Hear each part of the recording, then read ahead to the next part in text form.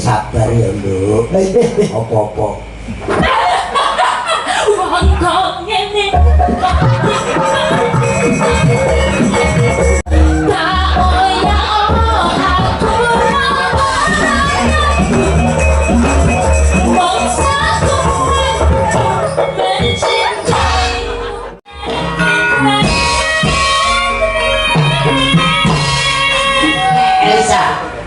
Elisa ceritane piye, Pak? Ceritane. Nek Elisa ceritane duwe cowoke gandeng karo wong wedok liya. Cowoke iki. Cowoke iki tetep iki wong rone iki kok. Oh iya. Iya, Bang. Ayo. Ngunangi Elisa ngunangi gareng duwe pacar nek.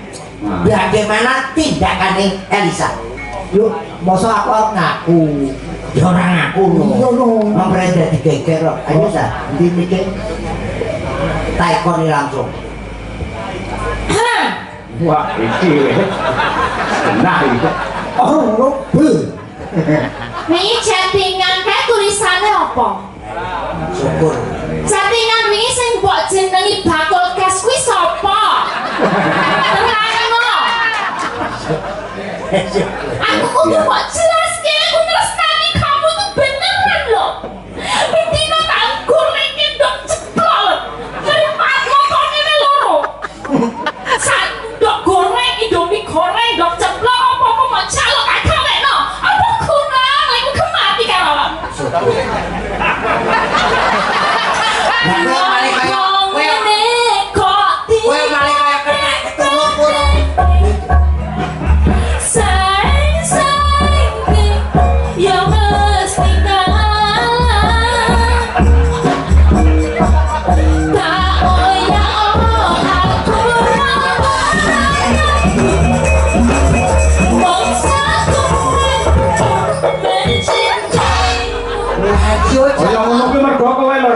Gendeng kuwi bocah kok. Kok tak tinggal yo kok kaya ngono kuwi. Aku depresi lho, Mas. Piye kok truntoke kesrayane tak cedahi ngene iki kesrayane lho. Belarang wis tepuk bapak kita. Ngomongi aku kok nambani Elisa. Mbah, tambanono Elisa. Ya apa jare rada wah stres kae, Mbah. Ya biasane sing edan kowe ta. Kok aku. Aku kuwi wadul kowe. Terus aku mau kono. Tambanono, Mbah. Nggih.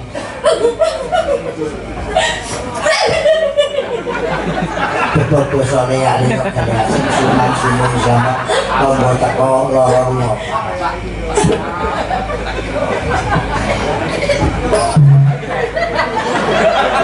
Wow.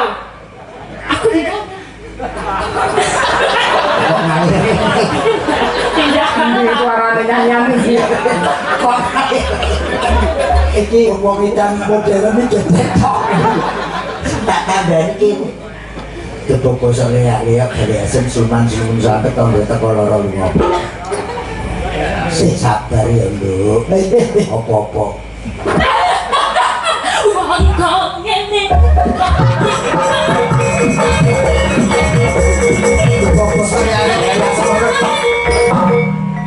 Iki ngopo ta?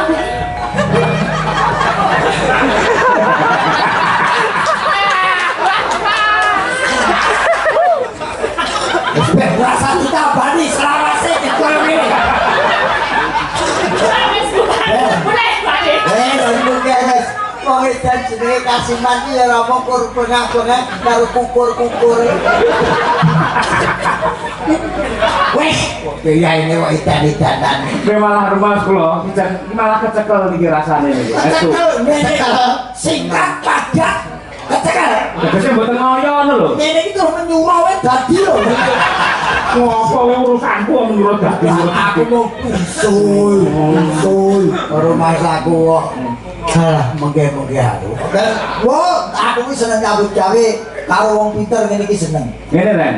Demen yo. Moh, ngene ngono. Kok sik lho. Demen pas pintas kanca-kanca ning PG Kediri ono. Tanganku batakku jenek batuk Elisa. Kenapa? Hilang.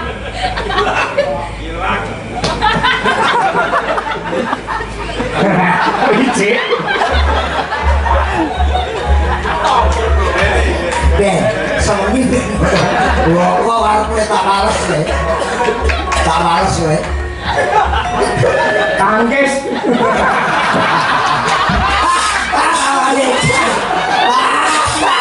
Aku tuh kamu kok lempar ini aku besok sidang bapakku no kamu saya. Lu tahu dan ya mangsaku. Oh iya iya iya.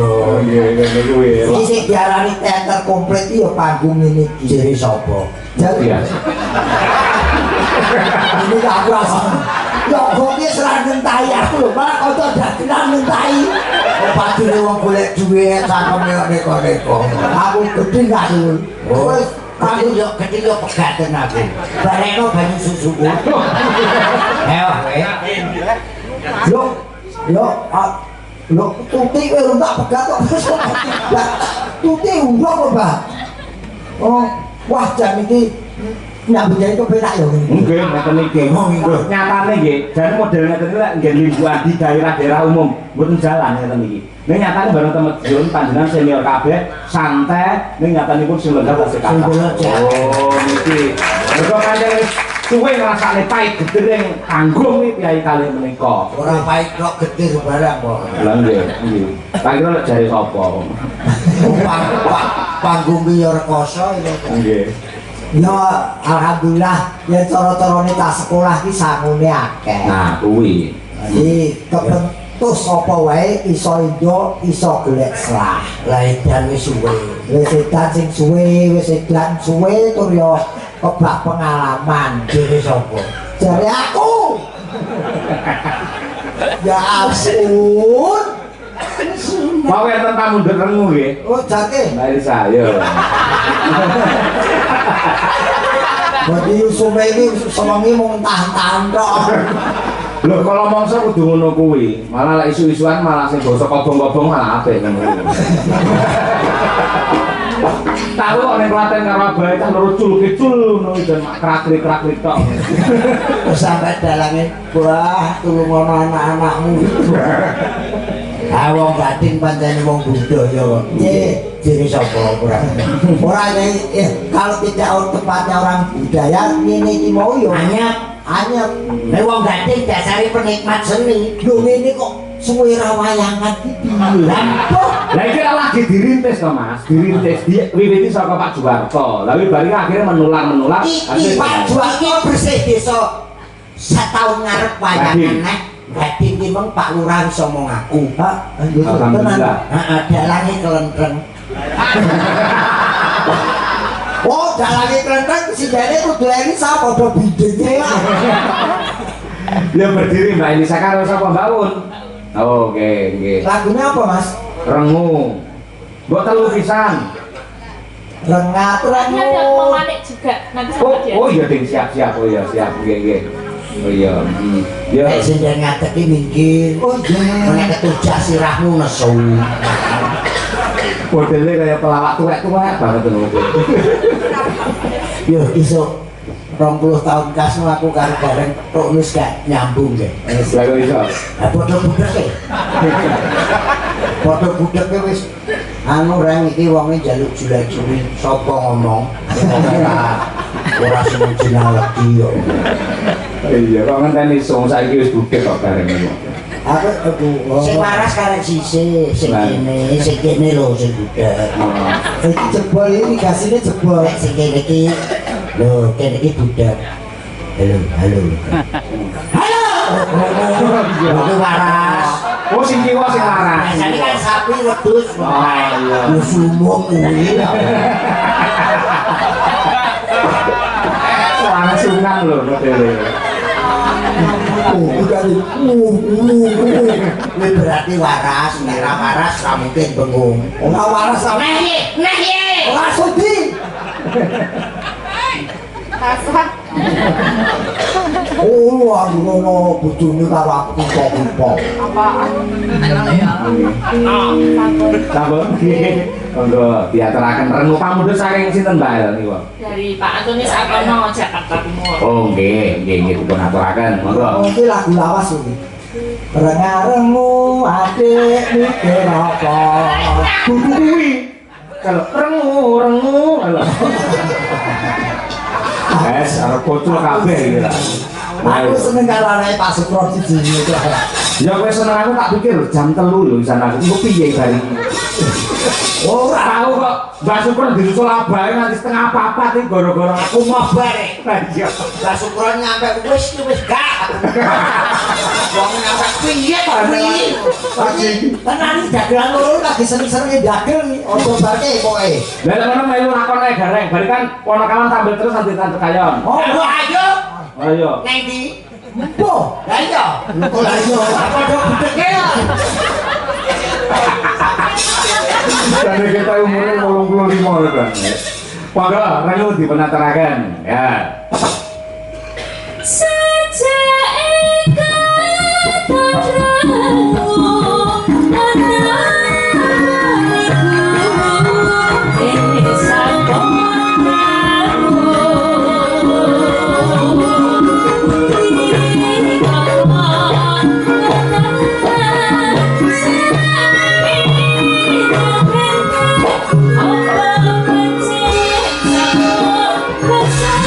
Apa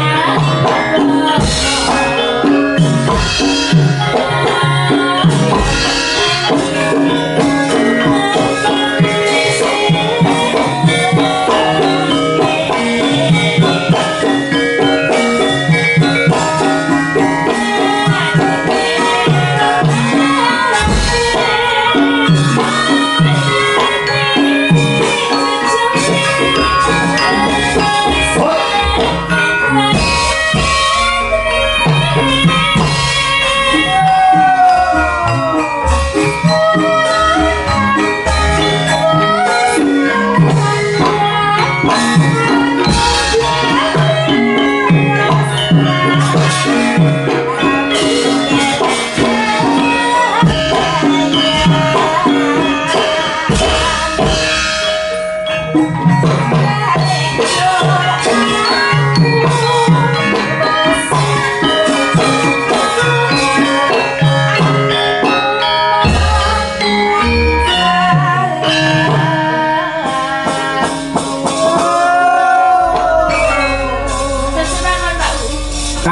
besar saking Bapak Ki Wangsa Subagyo Tulungagung. Dan terus ini jasa ini kendangan corong ini mas Bojonegoro suwe mesti bilang tak jadi ya mesti soalnya orang sing ngendang iki ya keluaran bocah Bluro karo Bojonegoro blebok main blebok jadi main mlebu blebok buk brosot ya mlebu jepol kota blebok bocah blebok bojomu wis mulai lah Kak bojomu omonganmu